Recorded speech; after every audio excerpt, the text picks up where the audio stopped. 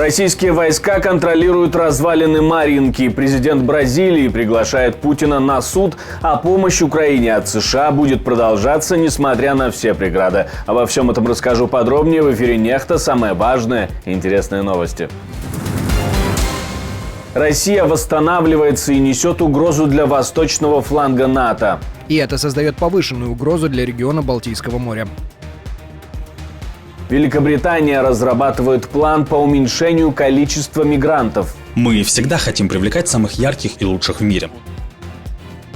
Израиль должен обеспечить безопасные зоны для мирного населения, чтобы продолжить военную операцию в Газе. Пожалуйста, все уйдите из этой зоны, чтобы не попасть под перекрестный огонь.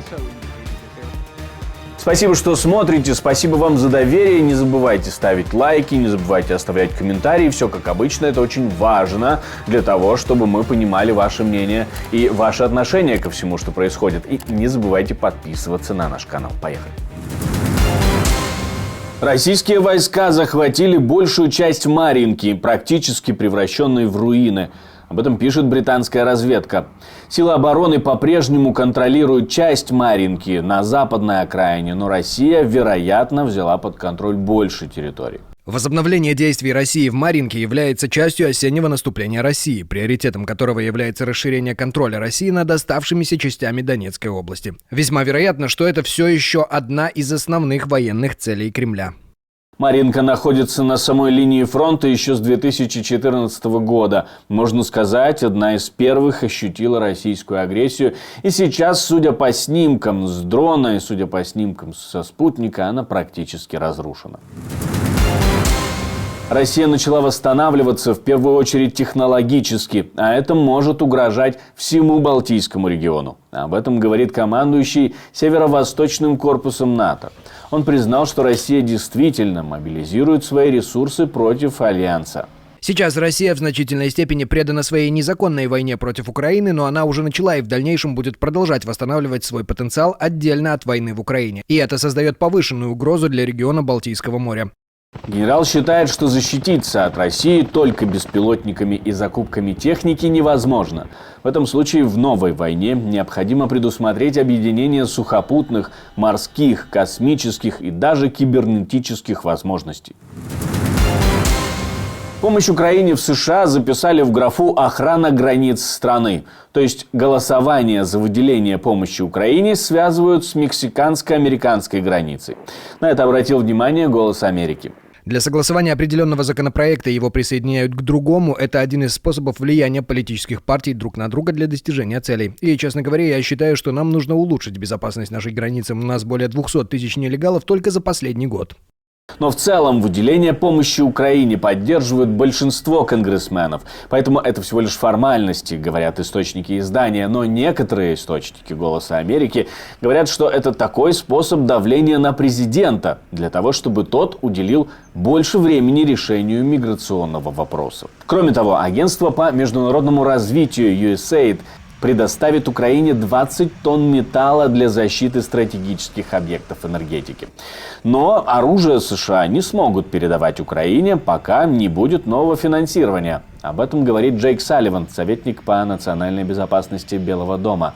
Он объясняет, что США передают Украине оружие из запасов в рамках так называемого пакета сокращения. Власти берут деньги, которые выделяет Конгресс, и покупают новое оружие взамен переданного. Когда заканчиваются деньги на покупку оружия взамен переданного, США не в состоянии продолжать поставки. Госсекретарь США якобы призвал избегать разговоров с Украиной про НАТО. Об этом пишет народный депутат Украины Алексей Гончаренко, ссылаясь на источники в Вашингтоне. Энтони Блинкен вроде как прямо сказал европейским коллегам, что разговоры о вступлении в ближайшее время в Альянс невозможно. Более того, народный депутат Украины пишет, что в офисе президента с этим якобы смирились. Официальных реакций или комментариев по этому поводу пока нет. К другим заявлениям из Белого дома Соединенные Штаты продолжат добиваться освобождения всех заложников, удерживаемых Хамас. В минувшие выходные я провел несколько раундов интенсивных телефонных переговоров с партнерами в Израиле, Египте, Катаре и других странах. Мы продолжаем интенсивно обсуждать развитие событий в регионе после разрушительных террористических атак Хамаса 7 октября в режиме нон-стоп. Мы по-прежнему говорим о попытках найти пути решения проблемы заложников.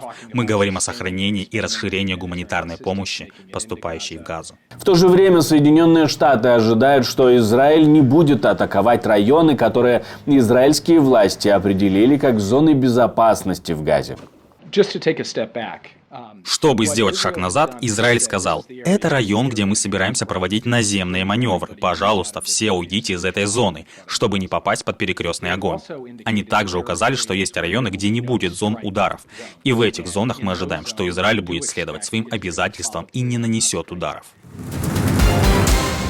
Словацкие перевозчики снова разблокировали границу с Украиной. По крайней мере, грузовики по состоянию на момент записи видео могут двигаться через пункт пропуска Вишненемецкая. Об этом сообщает украинская госпогранслужба. Лед тронулся или нет, мы узнаем, я думаю, очень скоро. В Великобритании будут сокращать миграцию, причем легальную тоже. В правительстве подготовили план из 5 шагов, который призван сократить количество приглашенных в страну по рабочим или студенческим визам и тех, кто приезжает вместе с рабочими или студентами, ну и также по гуманитарным причинам. Планы включают повышение минимальной зарплаты для квалифицированных работников, за исключением работников здравоохранения и за исключением социального обеспечения, которое, собственно, и составляет основную часть процесса выдачи виз. Кроме того, будет еще больше ограничено количество членов семей, которых можно будет привезти с собой в страну. Мы всегда хотим привлекать самых ярких и лучших в мире. Мы также запретили иностранным студентам переходить со студенческого на рабочий маршрут до завершения обучения. Эти изменения окажут ощутимое влияние на чистую миграцию. Госпожа заместитель спикера, в году, заканчивающемся в сентябре 2023 года, около 153 тысяч виз было выдано иждивенцам спонсируемых студентов. Сегодня я могу объявить, что мы пойдем еще дальше, уже существующих положений, и разработав план из 5 пунктов по дальнейшему ограничению иммиграционных злоупотреблений, который обеспечит самое большое за всю историю сокращения чистой миграции в целом. Этот пакет мер, а также сокращение числа студентов-иждивенцев составит около 300 тысяч человек. Этот пакет мер, а также сокращение числа студентов-иждивенцев составит около 300 тысяч человек. В прошлом году общая миграция достигла рекордного уровня – более 750 тысяч человек. Ну а таким планом правительство пытается сократить количество мигрантов на 300 тысяч человек. Президент Бразилии хочет пригласить Владимира Путина на саммит G20 в Бразилии в следующем году. Но не сказал ничего о том, будет ли Путин арестован в случае поездки, поскольку на него выдан ордер на арест Международным уголовным судом, как мы помним. Это должен решить сам суд. В сентябре президент Бразилии заявлял, что Путин не будет арестован ни при каких обстоятельствах. Вот и все. Будет ли он арестован или нет? Он будет приглашен. Поедет он или нет, у него есть процесс. Он должен оценить последствия. Я не тот, кто может это сказать. Это решение суда, а президент республики не рассматривает судебное решение. Но вот Путин приглашен на 20-ку в Бразилию, в Северную Америку. А если он приедет? Он знает, что произойдет. Это может произойти, а может и нет. Он не является частью этого Римского статута. Он не является подписантом этого статута. Как и Соединенные Штаты. А вот Бразилия – да. Так что, поскольку Бразилия подписала договор, Бразилия несет ответственность. То есть президент Бразилии снимает с себя ответственность, он пригласил, а дело Путина ехать или не ехать.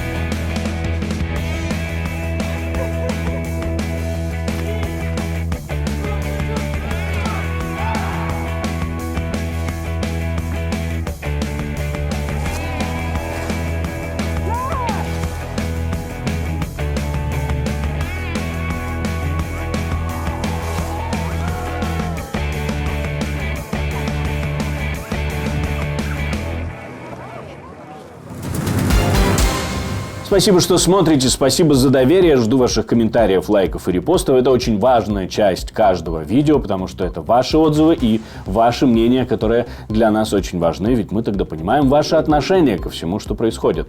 Ну а на этом все. До встречи и хороших вам новостей.